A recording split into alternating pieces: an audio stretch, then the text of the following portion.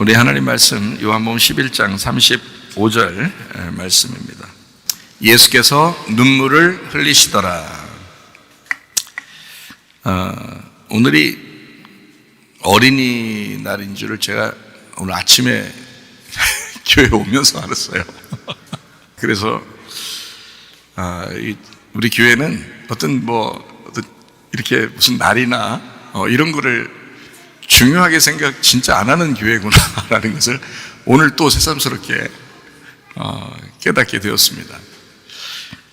어린아이 같이, 그래서 이제 오늘 어린이들이 황금 찬양도 하고 그랬으니까 어린이에 대해서 한번 생각을 해보면,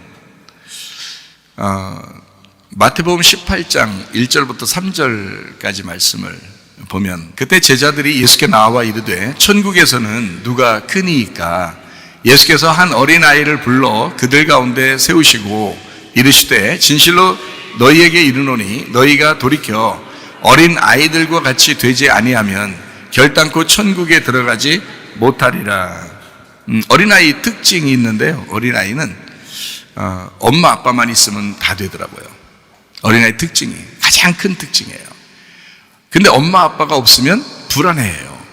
옆에 친구가 있어도 또 친척이 있어도 다른 돌봐주는 돌보미가 있어도 그때뿐이지, 막 눈을 이렇게 시선을 돌리려고 막 이렇게 노력하잖아요. 근데 엄마 아빠는 자기가 혼자 하고 있어도 애기들이 안심을 한다고요. 엄마가 옆에 있다, 아빠가 옆에 있다, 이렇게 하기 때문에 안심을 갖는다고. 그러니까 한마디로 말하면 어린아이들의 특징은 뭐다? 아버지 엄마만 있으면 된다. 아빠 엄마만 있으면 모든 게 된다. 물론 싸우는 엄마 아빠 옆에 있으면 좀 안 됩니다. 눈치 봅니다, 나중에. 근데 엄마 아빠가 이제 서로 사랑하고 같이 그냥 이렇게 오손도손 부드럽게 얘기하고 그러는 가정은 어린 아이들이 안심을 하죠. 마음에 안심 스테이크를 늘 먹고 있죠. 그러니까 우리 아이들을 위해서라도 엄마 아빠가 좀 부드럽게 얘기하고 좀 이렇게 서로 사이가 좀 좋고, 애기 앞에서 엄마 아빠가 좀 포옹도 좀 하고, 그렇게 살면 아이들이 굉장히 마음이 안정된다 그럽니다. 그러니까 꼭 그렇게 해주시면 좋을 것 같아요. 애기들은 특징이 뭐라고요?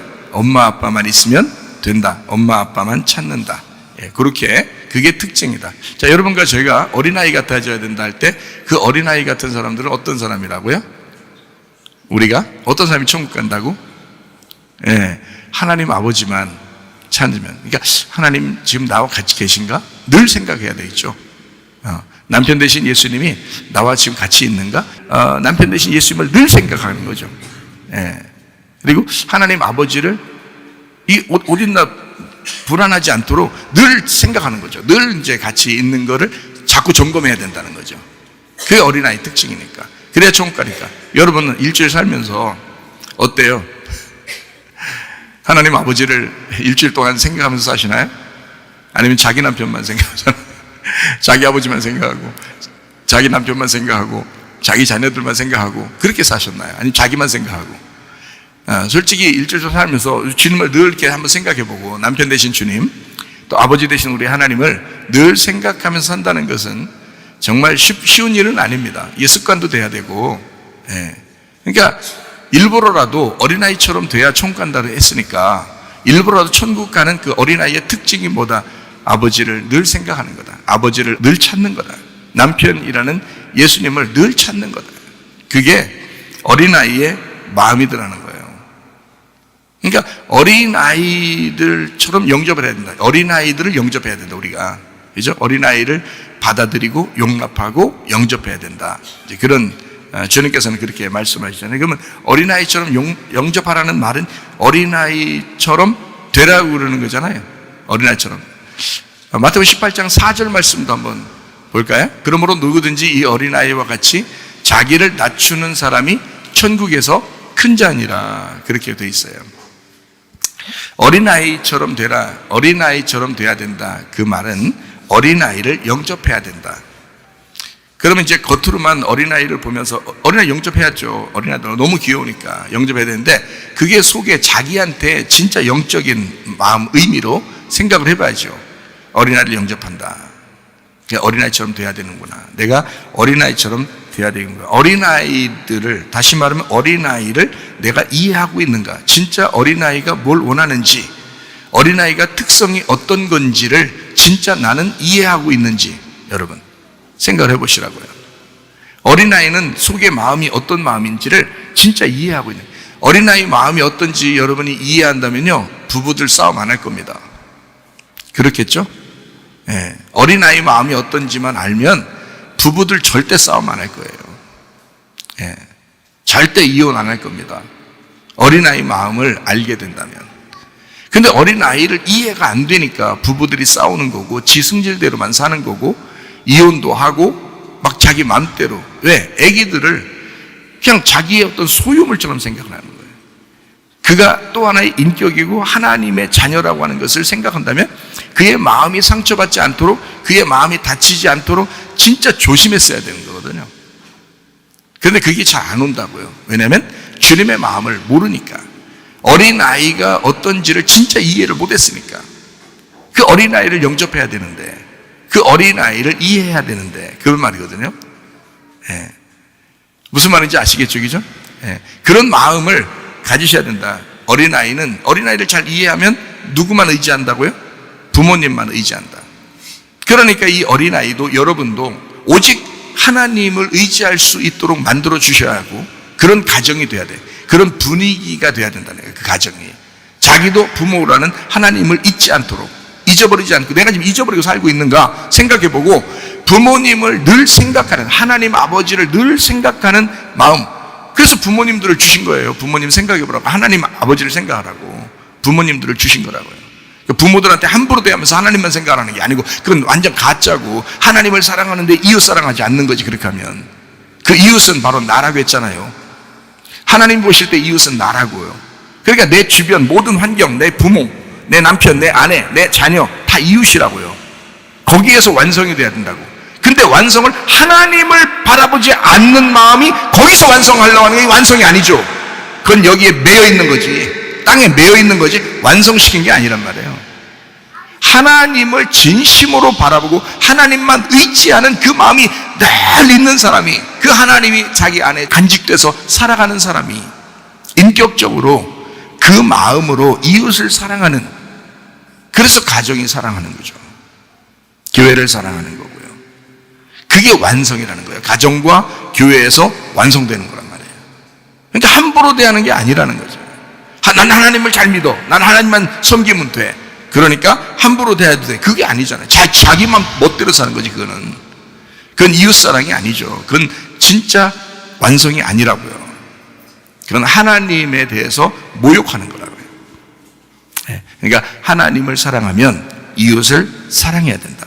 거기서 완성되는 것이다. 그래서 대신 먼저 그 나라와 그 얘기가 먼저니까, 하나님을 내가 사랑하는지, 내가 부모라는 하나님을 먼저 생각하고 늘 그분을 의지하고 내가 살아가는지, 그게 우선이다. 그걸 먼저 생각하고 그 다음에 하라는 거야. 그거 생각 안 하고 하면 어떤데요? 안 되지. 왜냐면 그걸 생각 안 하고 먼저 그 나라와 그의 의를 구하지 않았는데, 내가 내 자녀를 가짜죠, 내 부모를 사랑하고 가짜죠, 내 남편을, 아내를 사랑하고 가짜죠. 다 그건 하나님이 없는 사랑이잖아요. 그거는 인간적인, 동물들도 할 수 있는 사랑이라고요. 그런 사랑은 완전한 사랑이 아니라고요. 그건 완성이 아니라고요. 하나님을 사랑하고, 다시 말하면 하나님에 대해서 내가 정말 하나님을 인정하느냐, 하나님을 이해하느냐, 그 상태에서 이웃을 사랑하고 하는 거다. 눈치 안 보고 행동하죠, 어린아이들이요. 특징이, 그죠? 어린아이들 눈치 안 보고 합니다. 엄마 아빠. 그럼 왜 눈치 보는지 알아요? 엄마 아빠가 큰 소리 치고 혼내고 부모가 둘이 싸우고 그러면요, 애들이 눈치 보기 시작합니다. 그래서 그 눈치밥을 먹는 거예요. 그때부터 눈치밥이 이렇게 발달하는데요. 그래서 여러분이 계속 눈치 보고 사는 거예요. 예전에 그렇게 살아서. 예전에 그렇게 살면 눈치밥을 먹게 돼 있어요. 아이들이 어릴 때부터. 어린아이는 자기의 힘이 없으니까 표현을 못 하거든요. 표현을 못 하니까 눈치를 보고 있거든요. 그 눈치밥을 먹다가 애들이 눈치 보면서 행동하는, 그게 애들이 어른처럼 행동하는 거예요. 애들이 애들처럼 행동해야 되는데 애들이 어른처럼 행동해요. 그게 눈치 봐서 그런 거예요. 사람들은 야, 얘가 애 어른이네, 어른이네 그래요. 그게 칭찬이요. 그게 지금 뭔 말이에요 지금 그게. 애 같아야지. 애 어른이네. 그래요? 그게 칭찬이 아니야. 애 잘못 자라났네 그거예요. 애 잘못 자라났네. 애기는 애기 같아야 되는 거예요. 어린아이들은 어린아이같이 투정도 할 줄 알고, 왜? 부모님만 의지하니까 눈치 안 보고 행동하는 게 어린아이잖아요. 여러분이 하나님 앞에 눈치를 보기 시작한다면 벌써 하나님에 대한 은혜를 많이 깨달은 사람이에요. 그런 사람은 하나님 눈치를 보고 예배 철저하죠. 그러나 예배에 철저하지도 않고 그냥 막나이처럼 이렇게 사는 거는 하나님 눈치 보지 않고 생활하는 거예요. 다시 말하면 어린아이라는 말이죠. 애들이라는 거예요. 그래서 성경에는 이렇게 자세하게 가르쳐줘요. 어린아이처럼 돼야 천국 간다고 돼 있고요. 또 한 가지는 어린아이처럼 미련하게 행동하지 마라 이렇게도 돼 있단 말이에요. 성장해야 된다. 자라나야 된다. 교회에서도 목사든 전도사든 권사든 장로든 안수집사든 어린아이처럼 행동하는 사람들이 상당히 많죠.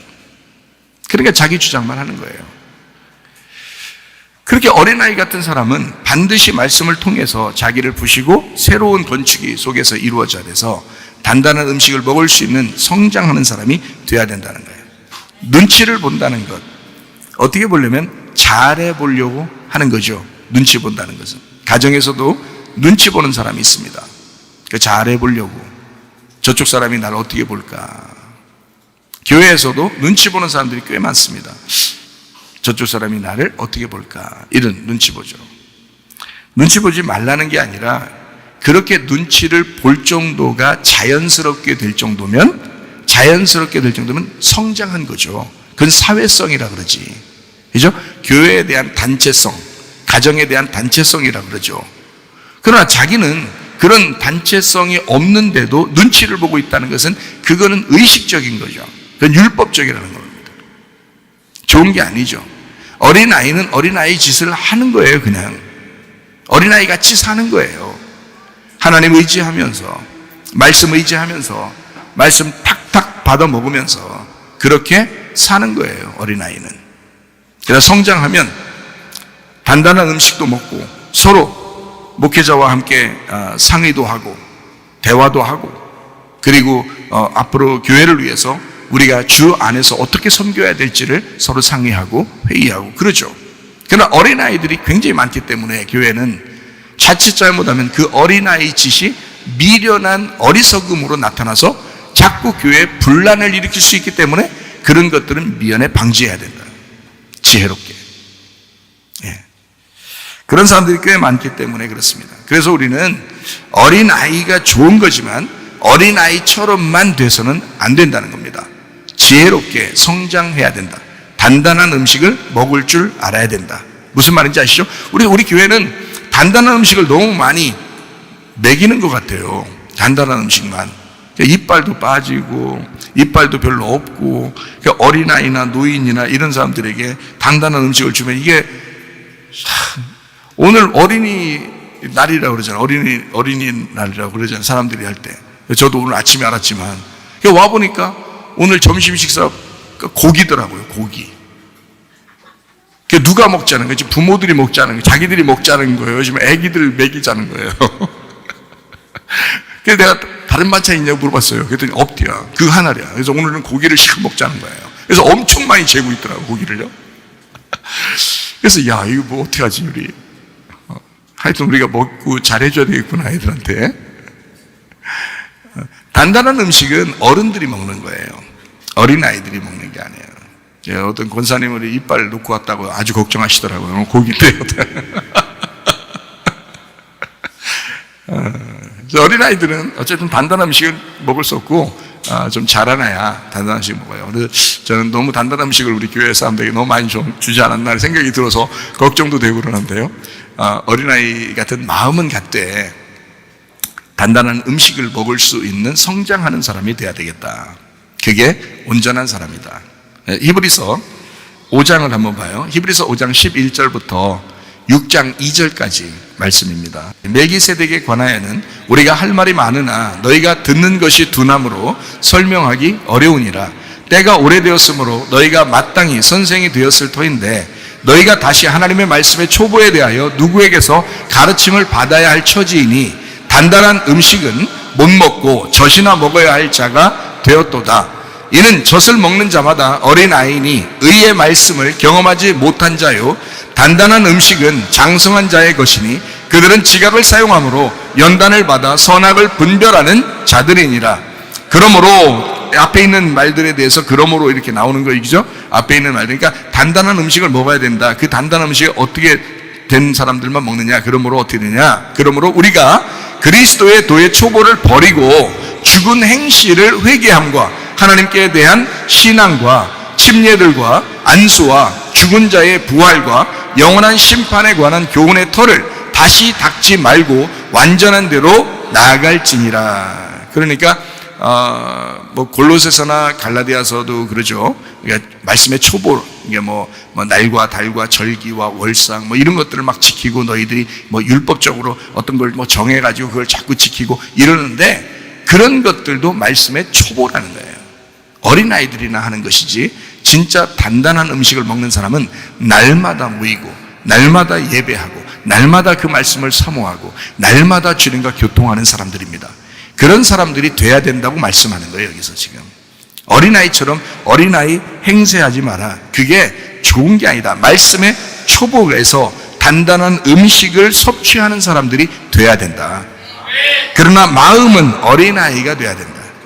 마음은 마태복음 18장 3절의 말씀에 있는 것처럼 어린아이들과 같이 되지 아니하면 결단코 천국에 들어가지 마. 마음이 그렇다는 거죠.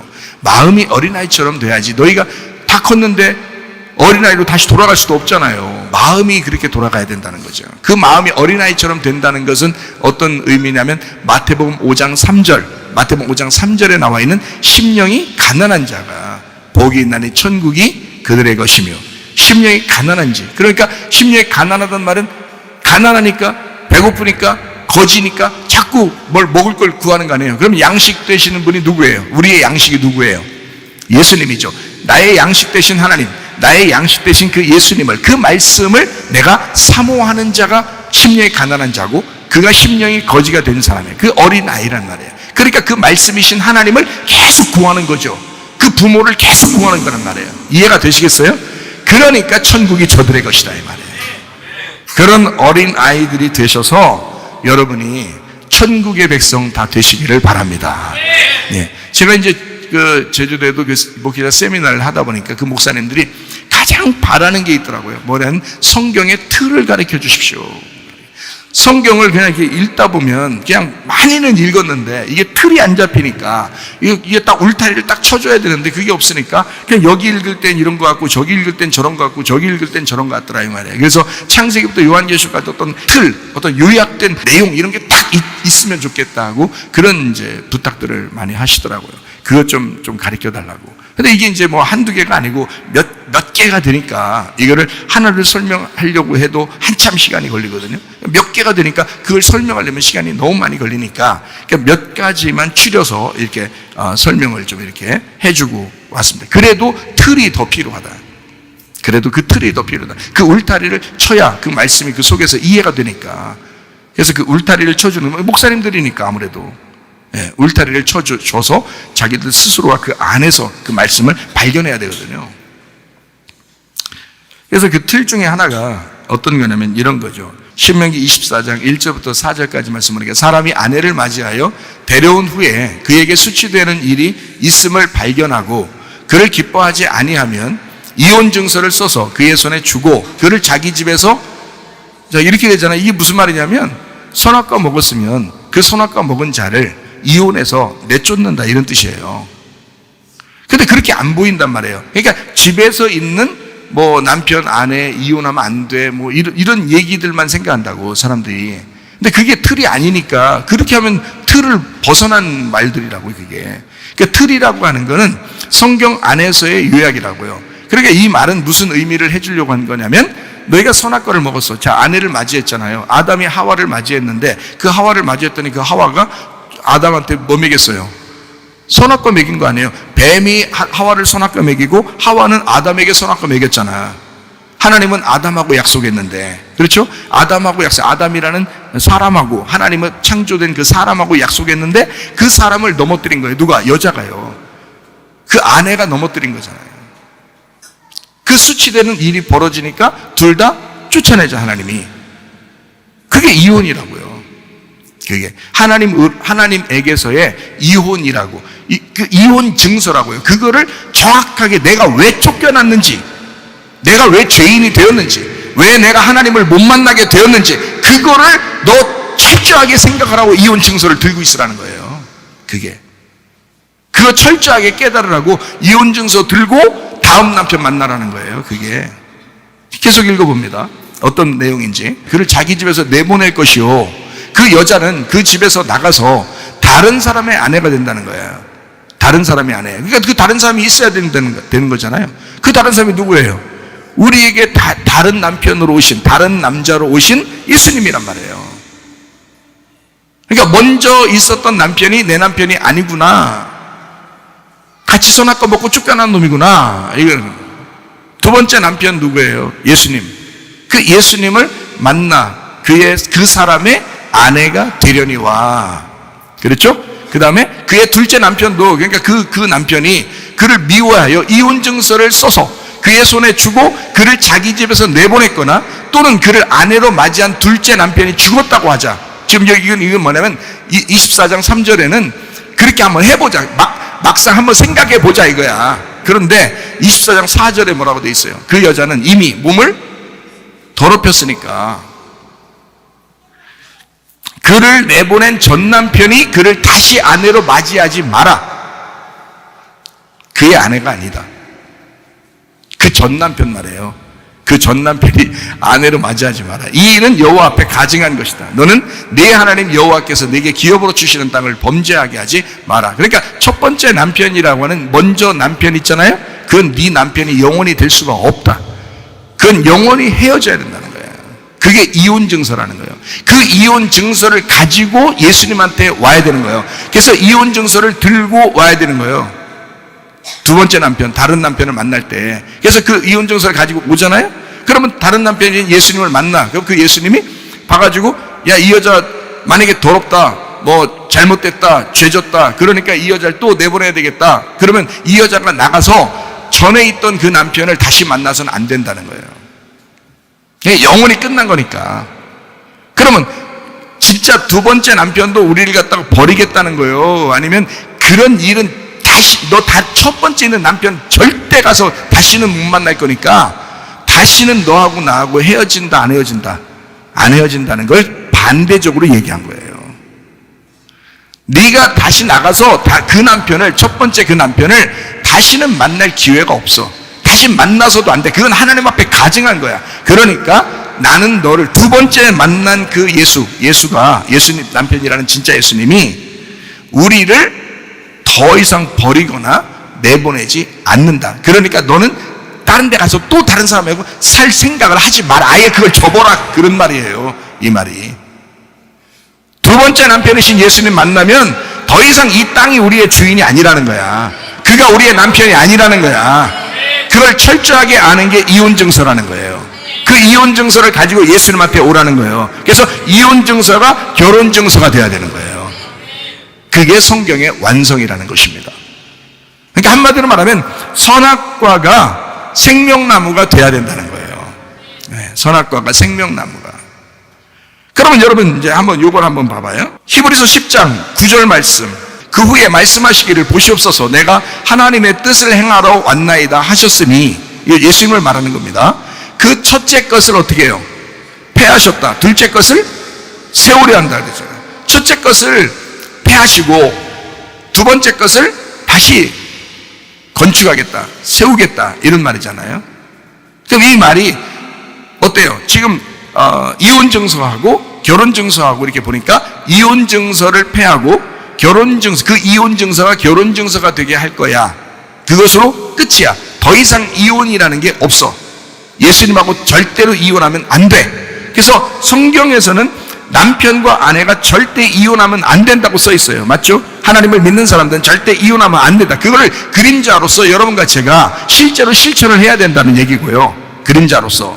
성경에서는 누구를 얘기하는 거예요?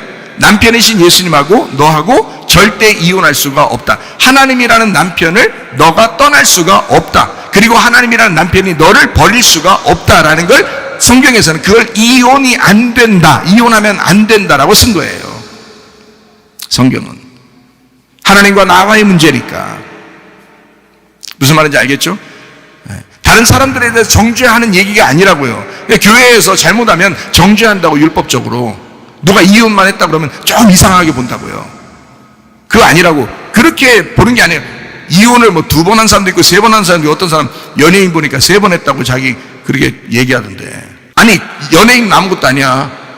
사마리아 연예인이 하나 있었어요. 사마리아 모델 출신 연예인이 하나 있었는데, 사마리아 여자라고요. 여몸 사장에 남편 6. 남편으로서 6이니까 생각해봐요. 5번을 이혼하고 6번째 그것도 이혼할까 지금 준비하고 있는 중이었는데, 근데 예수님 만난 거예요. 그러니까 그 6이 뭐예요? 첫째 남편이요. 다 같이 첫째 남편이에요. 그러니까 그 전체가 첫째 남편이라고요. 뭔 말인지 알겠어요? 그게 6명이 아니고 첫째 남편이라고, 6이라고, 세상이라는 남편, 세상에서 만난 남편이라고요. 6이라고. 그래서 7번째라는 안식일 예수님을 만나니까 더 이상 거기서는 헤어질 수가 없고 영과 진리의 예배를 드릴 수가 있게 됐다. 말씀을 깨닫게 되었다. 그래서 이 둘이, 예수님과 그 여자가 8로 들어가 부활을 하는 거란 말이에요. 새로운 시작을 하는 거라고. 그게 성경이라고요. 놀라운 얘기죠. 그러니까 이혼증서, 결혼증서 딱 이해가 되죠. 무슨 말인가? 이게 첫째 것을 폐하고 둘째 것을 세우는 것이다. 얼마나 성경이 요약된 말씀이에요. 이거를 시편 40편 2절을 한번 봐요. 나를 기가 막힐 웅덩이와 수렁에서 끌어올리시고 내 발을 반석 위에 두사 내 걸음을 견고하게 하셨도다. 무슨 말 같아요? 지금 똑같이 읽은 거예요. 기가 막힐 웅덩이와 수렁, 그게 어디예요? 율법이에요. 그러면 내 발을 반석 위에 두사 다시 세우는 둘째 법이죠. 그게 생명의 성령의 법인 거예요. 그게 결혼증서라고요. 그 결혼증서에다가 딱 우리를 세워놓겠다라는 말이죠. 둘째 것을 완전히 세우시겠다, 그런 말이잖아요. 네. 그러니까 성경이 어떤 하나의 틀을 이렇게 갖고 있으면은 그 틀에서 성경을 잘 이제 요약을 하고 이해하고 설명을 할 수 있단 말이에요. 근데 그 틀을 모르면 많이 이해가 되지 않는다. 자, 오늘 어린이에 대한 이야기를 조금 더 한번 해요. 어린아이들은 천국 간다 그랬어요. 그러면 누구는 천국 못 간다는 얘기예요? 어른은 천국 못 간다는 얘기예요. 그 말은 어른짓 하지 말란 뜻이에요. 자, 어른같이 돼야 된다, 성숙해야 된다는 말이지만 마음은 항상 어떻게 된다고요? 마음은 항상 가난해야 된다는 거예요. 마음은 항상 어린아이처럼 돼야 된다는 거죠. 어른 됐어도 항상 순수해야 돼요. 속과 겉이 똑바로 이렇게 정직한 진실한 사람이 돼야 된다는 거예요. 그러니까 말씀이 돼야 된다는 거죠. 말씀을 한번 지켜보려고 하는 게 아니라 말씀이 돼야 된다는 거예요. 이 속에서 말씀이 흘러나오도록, 이 말씀이 계속해서 흘러나오도록, 생수의 강이 흘러나오도록 하셔야 된다. 그게 하나님의 성령을 받은 사람들이 그렇게 된다는 거예요. 그러므로 여러분과 저도 하나님의 성령을 받은 사람들이 되셔야 된다. 그러면 우리는 늘 주님만 의지하게 되고 부모님만 찾게 되고 하나님 아버지의 말씀만 그리워하며 살게 돼 있다는 거예요. 그게 어린아이의 특징이라는 거죠. 어떤 사람이 천국 가는지를 어린아이가 천국 간다고 했으니까 제가 또 천국 가는 사람 몇 명을 한번 추려볼게요. 어린아이 얘기가 나왔으니까. 자, 어떤 사람이 천국 가느냐면 나그네가 천국 갑니다. 성경적으로 보면 땅에서 집을 가진 자가 천국 가는 게 아니라 땅에서 나그네가 천국 갑니다. 다시 말하면 땅에 대한 소망이 없어야 천국 간다는 뜻이에요. 히브리서 11장 13절 말씀, 이 사람들은 다 믿음을 따라 죽었으며 약속을 받지 못하였으되 그것들을 멀리서 보고 환영하며 또 땅에서는 뭐라고요? 외국인과 나그네임을 증언하였다. 다문화 가정들은 축복받은 겁니다. 외국인이잖아요. 이 땅에 살고 있지만 외국인이잖아. 천국 가기 참 쉬운 사람들이죠. 예.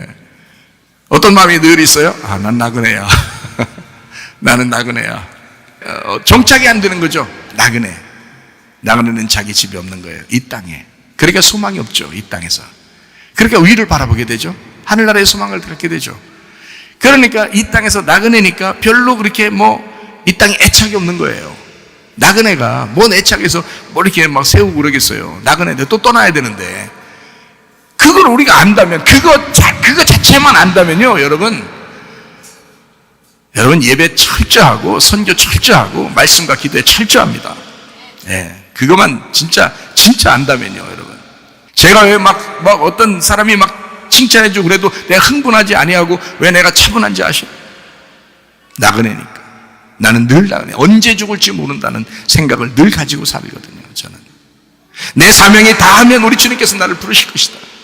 그러나 내가 사명이 다하는 날까지 나는 이 사명을 위해서 사는 거지, 내가 뭘 보든 뭘 듣든 뭘 먹든 그게 나의 진정한 기쁨이겠냐 생각을 해봐요. 먹는 거 물론 좋아하지만요, 그게 나의 진정한 기쁨이겠나. 이 땅에서 하나님 말씀을 나누고 하나님 말씀으로 교제하는 거, 이게 가장 기쁨이에요. 그러니까 목사님들 만날 때 참 기쁘고 행복하죠. 왜냐면 그들은 말씀을 사모하잖아요. 당장 이번 주일날 또 설교해야 되잖아요. 그래, 말씀 얼마나 사모하겠어요.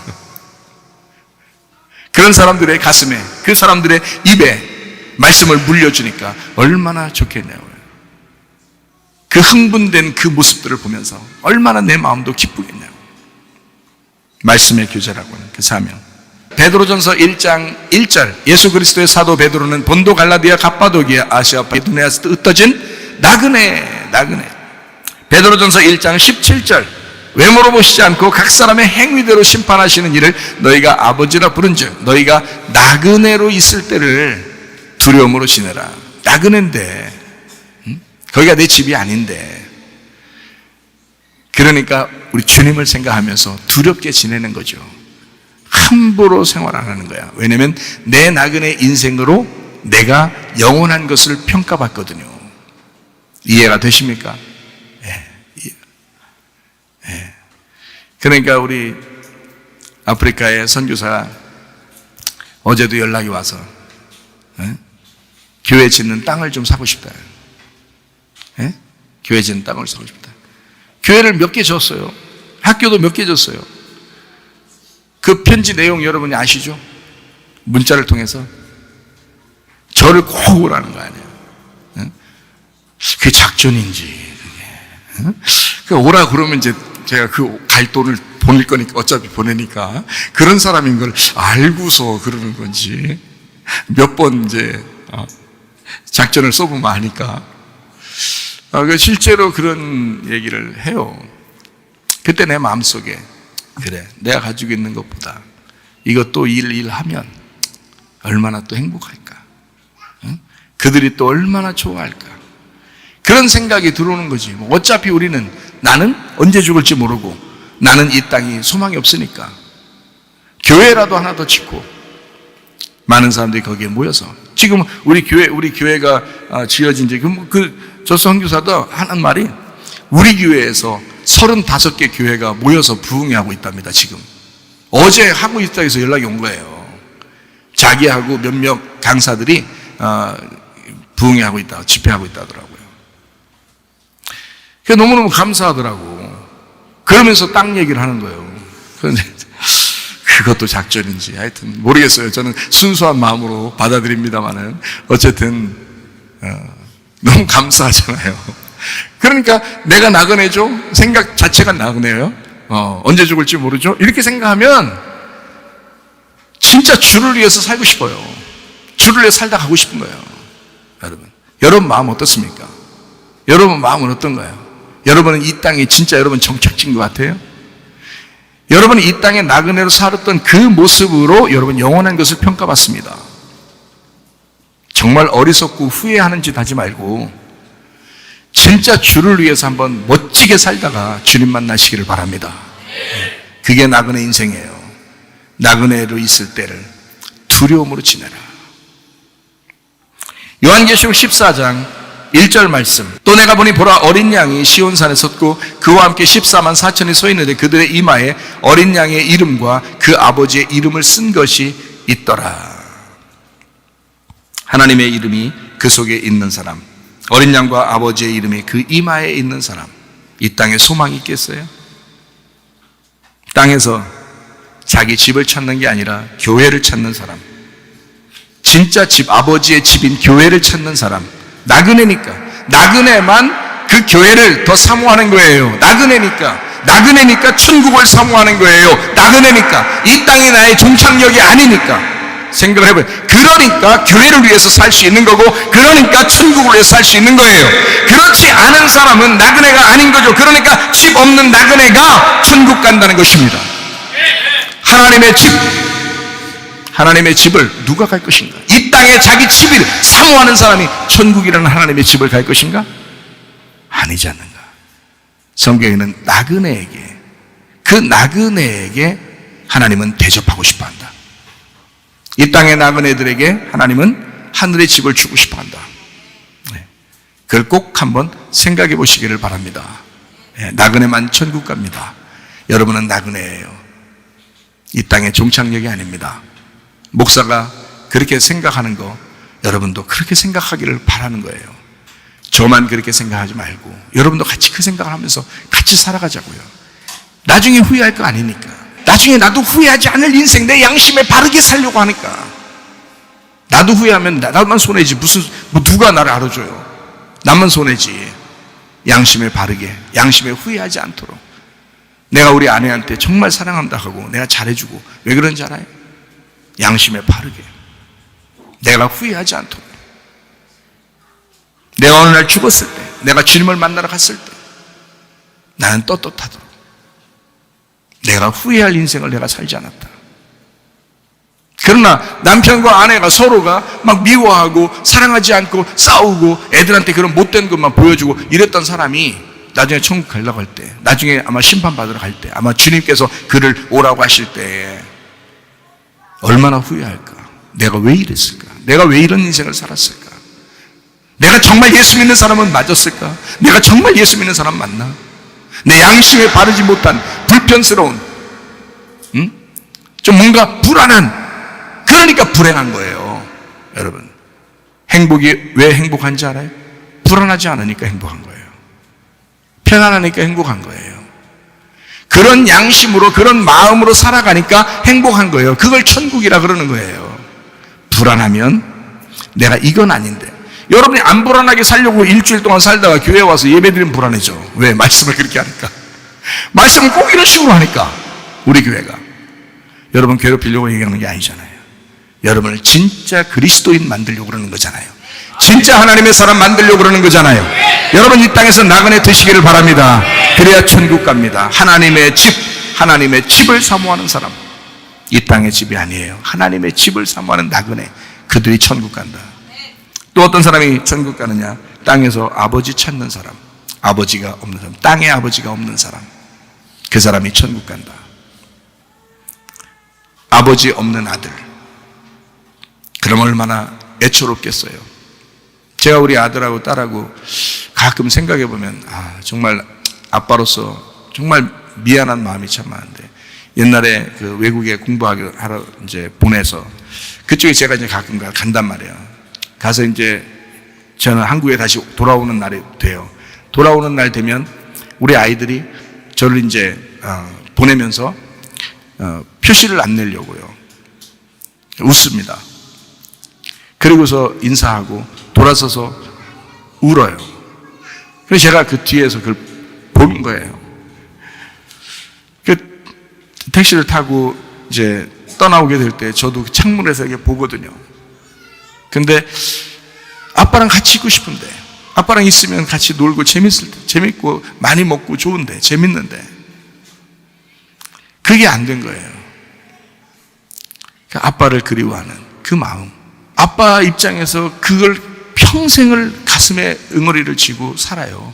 아빠가 아들하고 딸을 생각하면서 평생을 내가 너무 이 아이들에게 외롭게 했구나, 너무 미안하게 했구나, 나중에 은혜 받고 아니까, 내가 하나님 아버지와 나와의 관계를 아니까, 내가 정말 잘못했다고 미안했다고 그렇게 회개했지만은, 그러나 평생에 내 가슴에 안고 살아가는 거라고요. 자, 하나님 아버지가 우리를 평생에 그런 마음을 가지고 살아가고 있는데, 우리는 자기 아버지가 다 있다는 거, 이 땅에서. 더 이상 우리에겐 영적인 아버지가 없다는 거예요. 이 땅의 아버지가 자기 아버지라는 거예요. 자기는 만족하며 산다는 거예요. 그러면 되겠어요? 우리 하나님 아버지는 뭐 어떡하고요, 그럼? 우리 하나님 아버지는 어떡하고요? 하나님 아버지를 찾는 사람, 내가 아들로서 아버지가 없는 사람처럼 아들로서 아버지를 찾는. 그래서 우리 아들이 한번 그러더라고요. 학교에서 운동회 하고 막 이럴 때 그 부모하고 같이 줄넘기도 하고 달리기도 하고 이런 그 시간이 있어요. 아빠가 없잖아요. 그러니까 혼자 뛰어야 되잖아요. 그때 친구 아버지 빌려서 같이 뛴 거예요. 그 친구 아버지랑 같이 끝나고 나서 그 사람은 이제 뭐 한국에서 이 사람이 왔으니까 이제 귀하니까 같이 사진도 찍고 이렇게 그 사진을 보여주더라고요. 그렇지만 아들 입장에서는 아버지하고 얼마나 뛰고 싶었겠네요. 그 운동회 때. 아버지를 얼마나 그리워했겠나. 자, 그러니까 아버지 마음이 아들을 평생 가슴에 안고 있는 거라는 거지. 자, 하나님은 어떤 사람을 하나님의 집으로 데리고 간다면 나그네를 하나님의 집으로 데려갑니다. 이 땅에 아버지가 없는 아들을 하나님 아버지가 데리고 가는 거예요. 이 땅에 하나님 아버지가 없으니까 하나님 아버지가 얼마나 그립겠냐고. 하나님 아버지라고 하는 그 아빠를 만나고 싶은 게 얼마나 그리워하겠냐고요. 그런 사람들이 천국에 가는 거예요. 그런 사람들이. 그게 어린아이라고요. 그게 어린아이들이라고. 그래서 고아들은 천국 가기가 쉽습니다. 하나님 아버지만 그리워하면. 여러분이 이 땅에 살면서 여러분은 진짜 내가 고아처럼 살아가는, 그러면서 진짜 아버지를 만나고 싶어하는 그 마음이 막 속에 열망이 있어야 된다는, 그래야 하나님 아버지를 만난다. 그게 천국이다. 또 어떤 사람이 천국 가느냐? 땅에서 남편이 없어서 남편 찾는 사람들만 천국 갑니다. 남편 없는 여자, 그 사람이 천국 갑니다. 하나님이 내 남편이니까, 예수 그리스도가 내 남편이니까, 진짜 그렇게 내 남편 대신 예수님을 그 마음으로 열망하며 내 속에 진짜 가슴이 찢어지도록 그 남편을 그리워하며 살아봤느냐 이거예요. 나는 그렇게 살아봤어요. 이 땅에 소망 없을 때, 난 진짜 죽는다고 했을 때 나는 그런 마음으로 살아봤어요. 지금도 그런 마음으로 살아갑니다. 땅에서 남편 찾는 사람, 남편 없는 여자, 하나님이 내 남편인 걸. 남편 없으면 얼마나 힘없습니까? 여기 과부 되신 분들, 권사님들, 뭐 이런 분들, 혼자 사시는 분들 계시잖아요. 이분들 힘없어요. 그런 남편이 있어봐요. 당당합니다. 남편만 있으면. 남편이라는 게 존재가 뭐 별거 안 해줘도 뭐 들어가면 뭐 신문이나 보고 뭐 그냥 발가락으로 뭐 지시하고 이런 식으로 해도 말해요. 예. 그래도 남편이니까 힘 있는 거예요, 여자가. 어디 가도. 남편 없으면 힘 없어요, 여자는. 그렇게 남편 없는, 힘 없는 그 여자가 천국 간다고요. 왜? 예수 그리스도를, 그 아버지 남편 하나님을 그리워하니까. 그 밖에 소망이 없으니까. 이 땅에 집 없는 나그네가 왜 천국 간다고요? 하나님 아버지의 집을 사모하니까. 이 땅에 집이 없으니까 사모하잖아요. 이 땅에 남편이 없으니까 아버지 하나님을 사모하잖아요. 그렇게 사모하는 어린아이 같은 마음을 가진 자가 천국 간다고요. 과부 화이팅! 홀로 사시는 여러분은 진짜 천국 가기 쉬운 사람들이란 말이에요. 고아들 화이팅! 또 성경에 땅에서 예배로 씨를 찾는 고자들, 그들이 천국 가더라고요. 씨 없는 고자, 나는 씨가 없다. 그래서 씨를 찾는 자들, 그들이 천국 가더라. 자기가 씨가 있다고, 자기 나름대로 씨가 있다고 굉장히 만족하는 사람이 천국 가는 게 아니라 씨 없다고 씨를 그리워하는 사람. 여러분이 고자가 아니라 그렇죠. 진짜 고자라고 생각해 보세요. 뭔 얘기인지 잘 모르겠지만 저는 진짜 이해를 잘 못해서 그러는데, 우리나라의 옛날 시대, 조선시대 4시라는 게 있다고 그래요. 4시, 5시, 6시에서 4시에 만나가지고 우리 밥 먹고 그러는데, 이 4시가요? 4시가 있다고 그러는데, 그런 거를 고자라 이렇게 얘기하고 그러는가 봐요. 그럼 그 사람들이 자기가 뭐가 없으니까 이 세상에서 하나를 너에게 준다 그러면 뭐를 달라고 하겠어요? 씨를 달라고 할 거예요. 씨를 달라고.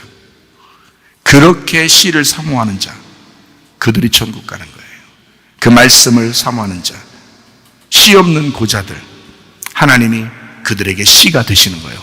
하나님이 그 말씀의 씨가 되는 거예요. 그 사람들이 천국 가는 거예요. 그냥 대충 교회 다니고 남편도 있고 아버지도 있고 씨도 있다고 생각하는, 집도 있다고 생각하는 그런 사람들이 천국 가는 것이 아니라 진짜 이 땅의 소망이 다 사라진 사람들, 그 사람들이 천국 가더라. 그게 천국 가더라. 그 사람들이 천국이더라. 그래서 그걸 어린아이라 그러는 거예요. 사모하는 어린아이. 이사야 56장 3, 4절이요.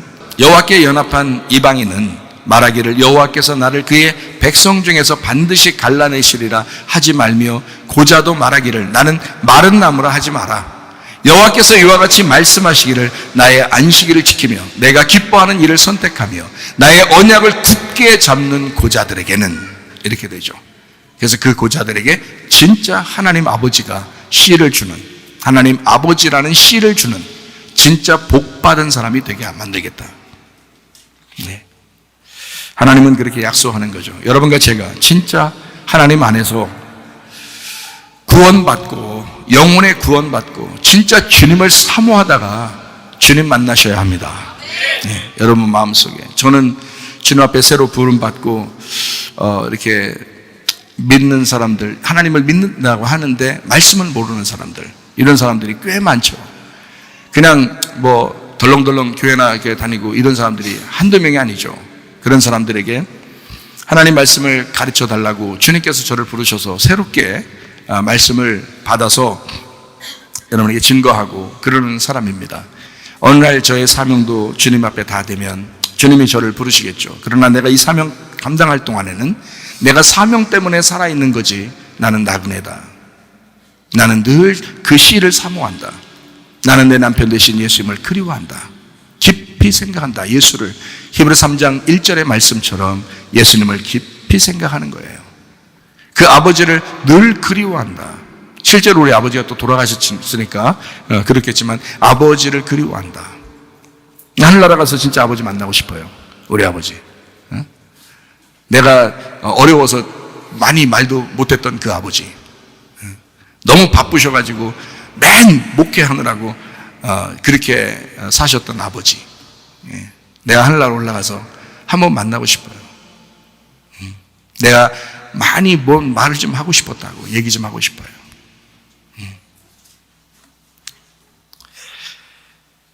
요한복음 11장 35절의 말씀에 보면 예수님께서 눈물을 흘리시더라 그랬어요. 왜 그랬을까요? 영혼들이 불쌍하니까 그래요. 영혼들이 불쌍하니까. 저는 서대전역에 이렇게 많이 의미가 있어요. 대전에는 대전역이 있고 서대전역이 있는데, 서대전역이 제 마음에는 굉장히 의미가 있는 역전입니다. 근데 어디 가려면 꼭 대전역을 거쳐가지고 이상하게 서대전역을 자주 안 가게 되더라고요. 근데 서대전역이 굉장히 마음에 있는 그런 역인데요. 제가 비몽사몽간에 그 서대전역에서 제가 앉아 있더라고요. 벤치에 앉아 있는데 예수님이 그 마당, 서대전역 마당에 그 한가운데서 울고 계시더라고요. 예수님이 막 울어요. 근데 제가 이제 원래 예수님을 보기도 하고 또 천사들도 만났고요, 천국도 지옥도 다 봤어요. 저는 그런 경험이 이미 있는 사람이에요. 하나님 아버지의 그 음성도 들었고요. 하나님 아버지의 음성도. 그래서 그게 이제 저한테는 놀라운 게 있었죠. 근데 이런 장면은 참 처음이에요. 예수님 막 울어요. 근데 내가 이제 그 예수님 우는데 그게 저게 예수님이라고 금방 알 수 있었어요. 막 빛나는 옷을 입고 그런 거 아니었어요. 허름한 옷, 거지 같은 옷. 근데 위로부터 아래까지 이렇게 흰 옷인데 때가 묻은 것 같은 이렇게 조금 빛바란 그런 흰 옷이에요. 그러니까 때가 묻은 것 같은 그런 옷을 입고 있어요. 이 땅에서 오랫동안 돌아다니셨는가 봐요. 그 옷의 모습을 볼 때. 그래서 제가 그 모습을 이제 보면서 저게 예수님이다라는 걸 금방 이제 마음속에 탁 오더라고요. 왜 그걸 금방 한눈에 알아볼 수 있었냐면 이사야 53장 2절 때문입니다. 그는 주 앞에서 자라나기를 연한 순 같고 마른 땅에서 나온 뿌리 같아서 고운 모양도 없고 풍채도 없은즉, 제가 보니까요 크지 않아요. 작아요. 저보다 작을까 저만할까 하여튼 그렇게 작아요. 그리고 말랐어요. 저보다 이렇게 말랐어요. 그러니까 모양이 그렇게 멋지게 보이지 않았어요. 고운 모양도 없고 풍채도 없은즉 우리가 보기에 흠모할 만한 아름다운 것이 없도다. 그 모습 그대로 저에게 보여주셨습니다. 근데 그분이 이 서대인역 그 운동장 그 가운데에서 막 울어요. 근데 얼마나 우는지 어깨가 들썩들썩하면서 막 울어요. 그래서 제가 어떻게 급해서 저분이 예수님인데 왜 이렇게 울지? 그러면서 제가 막 달려갔어요. 달려가서 예수님 이렇게 왜 우세요? 하면서 어깨에 이렇게 손을 얹었어요. 내가 얹을 만한 정도니까 작은 거죠. 손을 얹으면서 예수님 왜 울어요? 이렇게 했어요. 그랬더니 그 예수님이 하는 말, 여기 있는 영혼들이 너무 불쌍해서 그래. 여기 다니는 이 영혼들 좀 보라고. 너무 불쌍해서 그래. 내가 위로해 줄 수 있는 게 없었어요. 그냥 예수님이 눈물만 계속 울어요. 저도 같이 막 울었어요. 위로해 줄 수 있는 말도 없고 어떻게 뭐라고 할 수 있는 말이 없으니까 그냥 막 붙들고 울었어요. 같이 한참을 울었습니다. 그 마음이, 그 가슴에 그 영혼들을 사랑하는 그 마음이 막 오더라고요. 그게 진짜더라고요. 그 진짜 사랑하는 그 마음이 막 오더라고요. 내가 물어보지 않아도 그 슬픔이 충분히 내게 전달이 되는 거예요. 예수님, 그만 오세요. 아니야, 저 영혼들이 너무 불쌍해서 울고 있는 거야. 그때 이후로 제가 사실 여러분에게 말도 안 하고 피켓을 만들었어요. 제가 그래서 피켓 만들어 돌아다닌 겁니다. 사람들이 그걸 보면, 저를 보면 이상하게 볼 수 있고, 미친 사람 아닌가? 저 이상한 사람 아닌가? 제가 여기서 다른 도시로 갈 때 자동차에다 피켓을 싣고 다녔어요. 왜냐면 가다가 휴게소에 내리면 자동차 뒤에 세워놓느라고, 그 휴게소에서 그걸 들고 한 바퀴라도 돌고 가야 되니까. 예수님, 눈물을 내가 조금이라도 닦아드릴 수만 있다면, 예수님 슬픔을 조금이라도 내가 덜어드릴 수만 있다면, 이게 무슨 어려움입니까? 내가 사람들을 막 붙잡고 막 그렇게 사람들한테 소동을 벌이면서 얘기할 수는 없어도 내가 피켓을 들고 다닐 수는 있으니까, 빨간 피켓에 노란 글씨로 눈에 확 띄게, 그래서 그거 들고 아침마다 새벽 예배 끝나면 돌고, 동네를 돌고, 어디에 가면 거기에 또 돌고.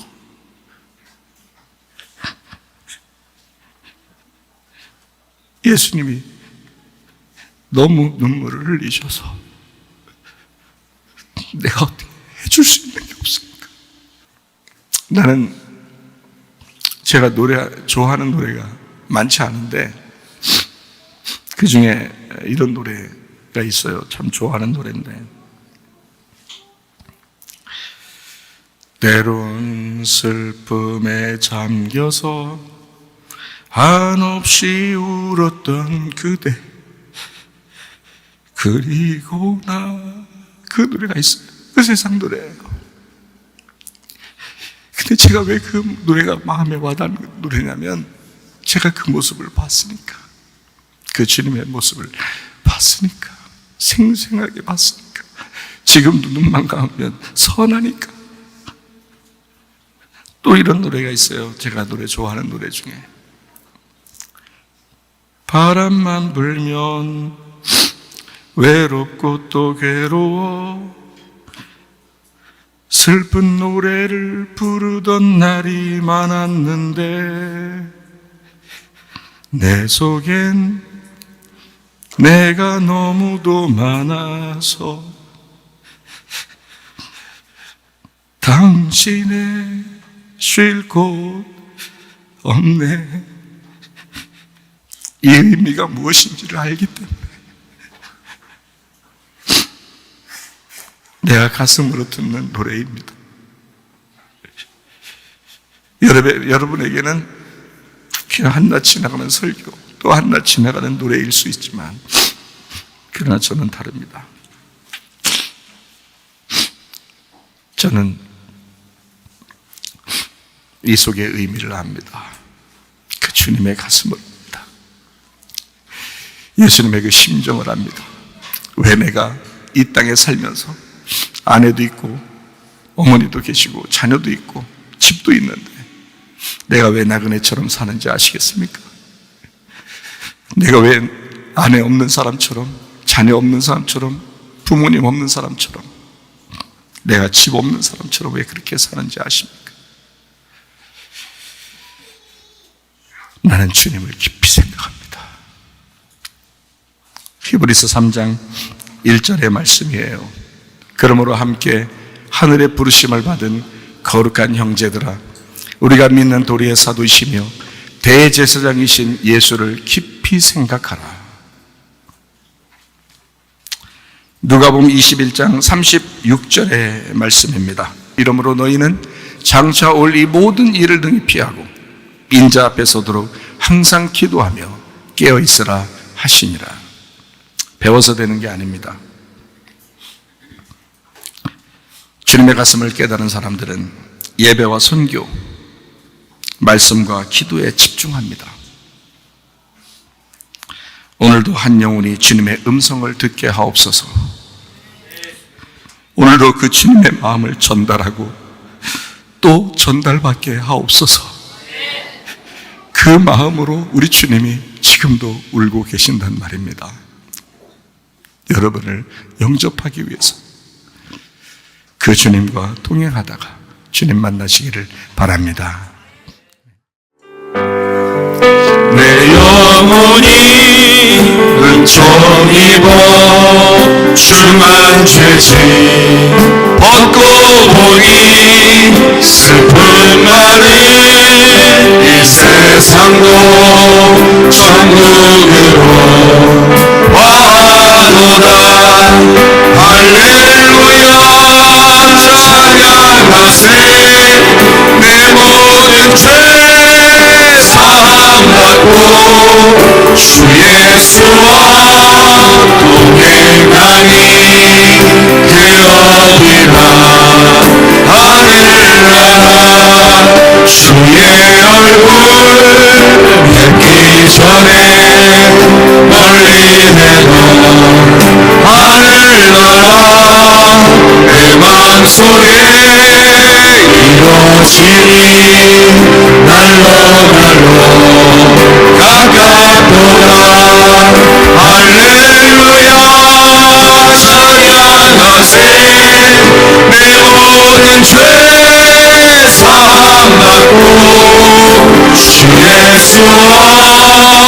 동행하니 그 어디나 하늘나라 높은 산이 거친 들이 소망이나 두머리나 내 주 예수 오신 곳이 그 어디나 하늘나라 할렐루야 찬양하세 내 모든 죄 사함받고 주 예수와 동행하니 그 어디나 하늘나라.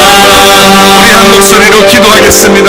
우리 하나님, 주님은 지금도 무엇 때문에 울고 계십니까?